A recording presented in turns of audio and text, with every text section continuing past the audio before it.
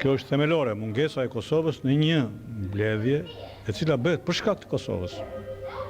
Prandaj nuk ka asnjë justifikim dhe kjo mendoj është vjen nga një rezervë që kanë disa rrethet të UNESCO-s, ndoshta nga drejtori i saj i përgjithshëm për çështjen shqiptare.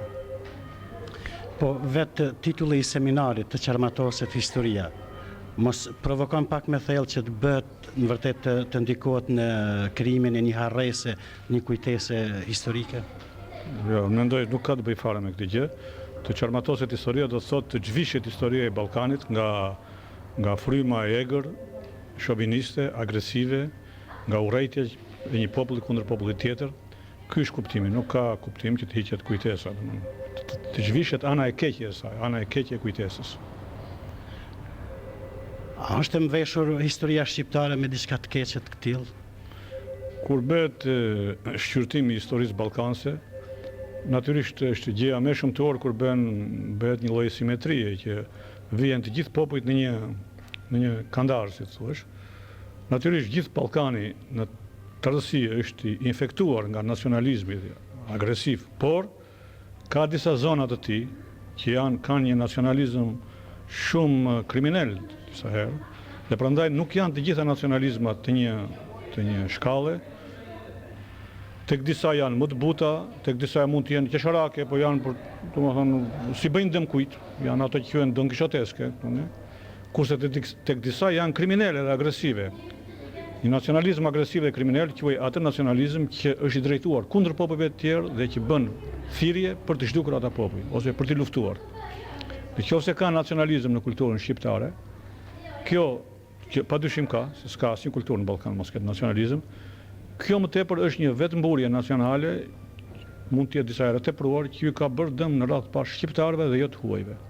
Pazëm, ku e quaj unë vetëmburje? Kur fillojnë e thonë që gjua shqipe është më e bukur në botë, që është më ëmbla nga të gjitha, më e pastra nga të gjitha, kjo është një vetëmburje. Mirë, po kjo është një vetëmburje që nuk shoqërohet me një sharje ndaj gjuhëve të tjera. Prandaj është e parezikshme për të tjerët. Kjo është e dëmshme për vetë shqiptarët, që besojnë mund të besojnë në pralla të tilla, që pse të thuash është gjua më e bukur në botë, s'ka asnjë kuptim, ose shqiptarët janë më të mirë nga të gjithë, kështu ose historia jonë është më të gjithë atje. Këto janë vetëmburje.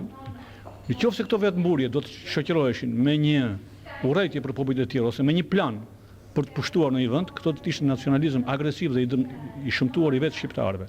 Meqense këto vetëmburje nuk janë shoqëruara për ky nacionalizëm me një doktrinë pushtimi ose urrejtje kundër popujve të tjerë, mund të themi se këto janë, domethënë, diçka që i kanë gjithë popujt e botës të padëmshme.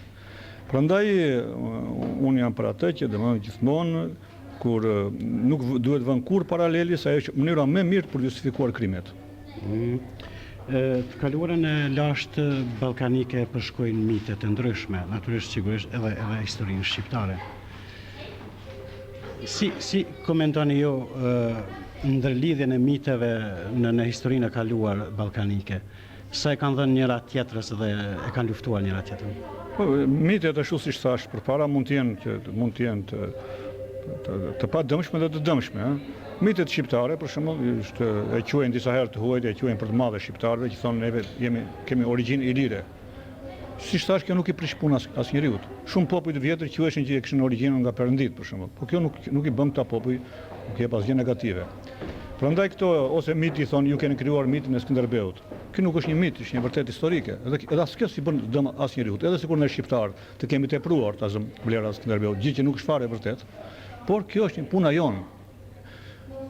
Dhe këtu do të hapja një parantezë për fat të keq ka tashti shkencëtar të rinj shqiptar ose pseudo intelektualë të rinj shqiptar që duke kuptuar që sulmet kundër Skënderbeut ose kur origjinës ilire të shqiptarëve priten mirë nga disa rrethe të huaja, këta sharlatan ose këta të shitur, për të bërë qefin atyre, vrapojnë të parë, thonë që po si Skënderbeu s'ka qenë shqiptar, ose është një figurë negative, ose ne nuk e fshë vërteta që jemi nga origjinë ilire, jemi mburemi plot. Këta janë tamam shqiptar të shitur thjesht njëherë përpara, se marrin një bursë me këto, ose marrin një shpërblim, ose marrin një udhëtim, ose të shitur se janë me natyrë të mbrapsht, janë natyrë tradhtare.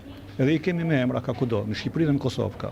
Për shembull, kohët e fundit është botuar në një libër kundër Skënderbeut nga një kosovar, që për mua është kriminale në këtë kohë të dalë një kosovar, të botoj një libër 400 faqe duke e quajtur Skënderbeun, me gjithë farë lloj epitetesh, dhe ky njeri nuk dënohet, nuk kritikohet. Kjo është shumë shqetësuese, më kupton? Po kështu në Shqipëri kanë dalë njerëz anti-shqiptar të hapur. Prandaj neve do ta mbrojmë historinë tonë, ne do ta çveshim atë në qoftë se ka, thash, mburje të kota, lavdira të kota, ne duhet të jemi realist, ne duhet të mos kërkojmë kur të përçmojmë popujt e tjerë, sepse kjo s'na bën nder asnjëherë. Ta çmojmë veten tonë duke çmuar edhe të tjerët. Për ato që çmojnë, s'ka pse të çmojmë ata që na kanë rënë në qafë ose ata që na janë kundër nesh, Disa herë shkrimtari Kadare ka dhënë intervista rreth situatës në Kosovë. Sot kemi një situatë krejt tërfare. Si e ndjen sot Kadareja vetëm pas gjithë kësaj që ka ndodhur? Po unë mendoj që në Kosovë, po të themi, të mundohemi ta përmbledhim me dy fjalë, ka ndodhur vërtet një mrekulli.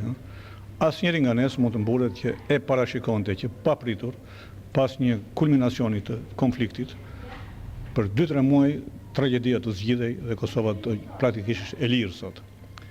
Kështu që ne mendonim, parashikonim do të ketë një rrugë të gjatë akoma, ka filluar liria, është ecë në rrugë të mbarë, po kurse si që do të kishte një zgjidhje kaq shpejt, dhe aq më tepër mrekullia e dytë që pa ardhur vjeshta shqiptar, shumica janë kthyer, janë atje. Domethënë në Kosovë u kthye fati historisë vërtet, dhe ne këtë gjë duhet ta çmojmë, nuk duhet ta ankohemi kot, ne duhet mos e harrojmë kur atë që ndodhi padyshim, duhet ta kur në jetë atë tragjedi, por ne duhet të çmojmë atë që në Kosovë rifilloi jeta. Në Kosovë populli shqiptar, kombi shqiptar, çdo ditë që kalon, çdo orë, çdo minutë forcohet, është aty, nuk lëviz më, dhe kjo është kryesorja. Kosova ka filluar me një fjalë, jetën i ka dhënë shkelmin, kurse ja ka lënë gjithë këqijat ja ka lënë Serbisë. Është ajo që ka tash ka hallet e saj përpara.